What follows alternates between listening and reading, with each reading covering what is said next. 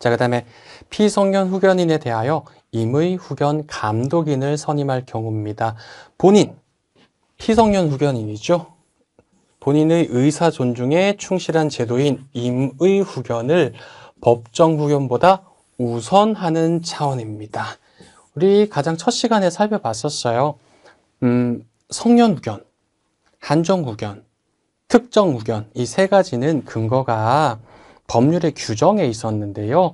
우리 임의 후견은 법률의 규정에 근거를 한 게 아니라 당사자 계약입니다. 당사자 합의가 우리 근거가 되는데, 그래서 법원이 선임을 해준 법정 후견보다, 법정 후견은 성년 후견, 한정 후견, 특정 후견을 얘기하는 거죠. 법원이 선임해준, 날 잘 모르는 법원이 선임해준 법정 후견보다 내가 멀쩡할 때 미리 정해둔 임의 후견인이 나의 후견인이 되는 게 본인의 의사 존중에 가장 충실한 제도가 아닙니까? 그래서 임의 후견이 법정 후견보다 우선한다고 하는 거예요. 이런 차원에서 법원이 피성년 후견인에게 임의 후견 감독인을 선임할 때에는 종전의 성년 후견에 대한 종료 심판을 하여야 한다고 합니다. 당연히 근데 임의 후견의 기본적인 요건이 갖추어져 있을 것을 요건으로 합니다. 자, 그러면 뭘까요?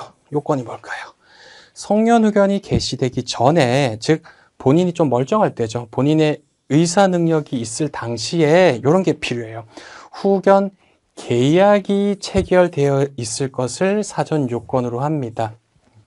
어느 누군가가 정신적 제약 상태가 심해지기 전에 아직은 판단 능력이 정상적일 때 미리 임의 후견인과 후견 계약을 체결해 두는 거예요. 그래서 이 후견 계약을 체결해 두고 아직은 멀쩡합니다. 계약할 때는 의사가 멀쩡해야 계약을 할 수 있을 테니까요.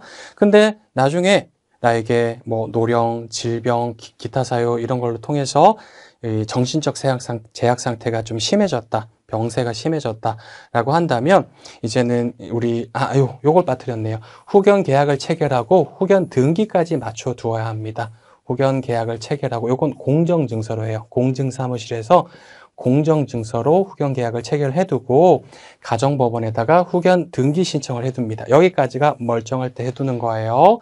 자, 요 상태에서 실제로 우리 정신적 제약 상태가 심해지면 이제는 우리 임의 후견인 이런 사람들이 법원에다가 뭘 청구를 하냐 하면 임의 후견 감독인을 선임해 주세요. 임의 후견 감독인을 선임해 주세요라는 심판 청구를 하면 되고요.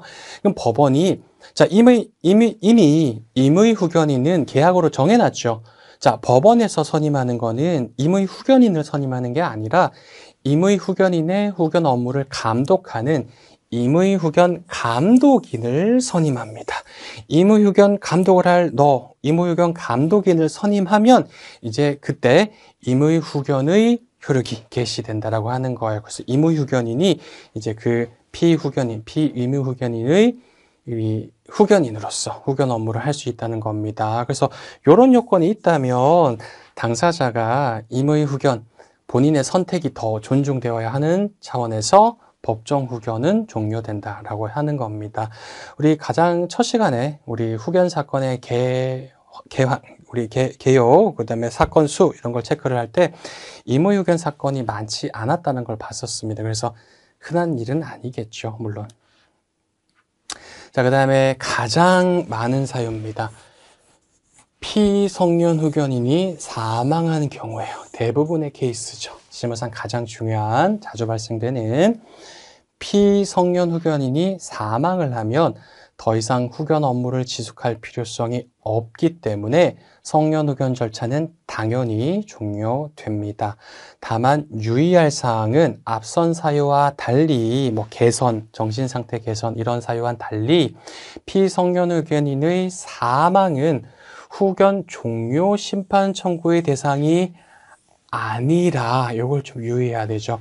피성년 후견인이 사망을 하게 되는 경우에는 자, 우리 피성년 후견인이 사망했으니까 더 이상 후견을 할 필요가 없으니 후견 종료 심판을 내려주세요. 이런 청구를 하는 게 절대로 아니라는 점을 유의를 하셔야 됩니다. 기억을 하셔야 돼요. 꼭 성년 후견인이 피성년 후견인의 우리 사망을 안 날로부터입니다. 언제까지요? 중요한 3개월 내입니다.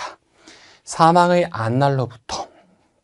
보통은 후견인은 피성년 후견인과 지근거리에서 잦은 접촉을 하기 때문에 이런 사망의 사실을 모르긴 힘듭니다. 특히나 뭐 친족 후견인 경우에는 더 그렇겠죠. 그래서 사망의 사실을 사망을 안 날로부터 뭐 장례를 치르고 했다면 우리 사망한 날로부터라고 보시면 되겠죠.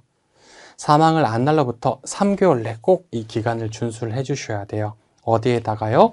후견 감독 법원에다가 후견 종료 등기를 신청하여야 하는 의무가 있다. 등기 신청 의무가 있다. 이걸 반드시 기억을 하셔야 됩니다.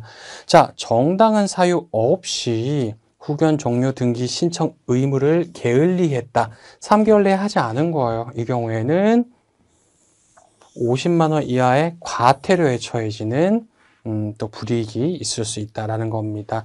자, 체크 포인트로서 또 법률을 한번 보도록 할게요.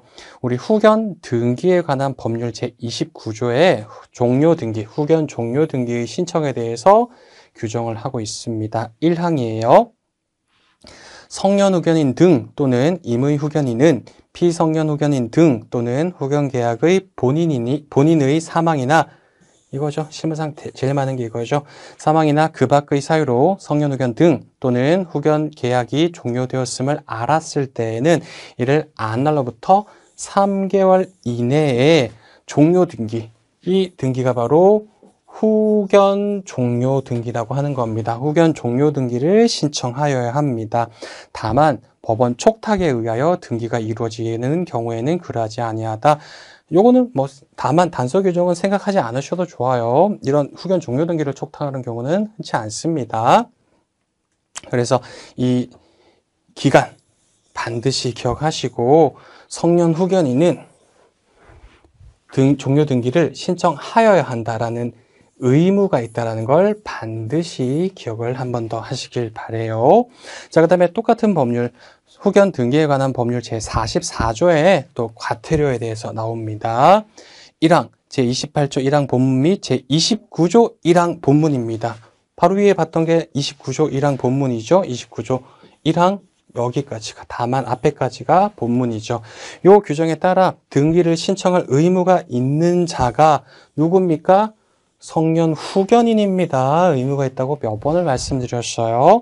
뭐 정당한 사유 없이 기간 내에 등기 신청을 하지 아니하면 50만 원 이하의 과태료를 부과합니다.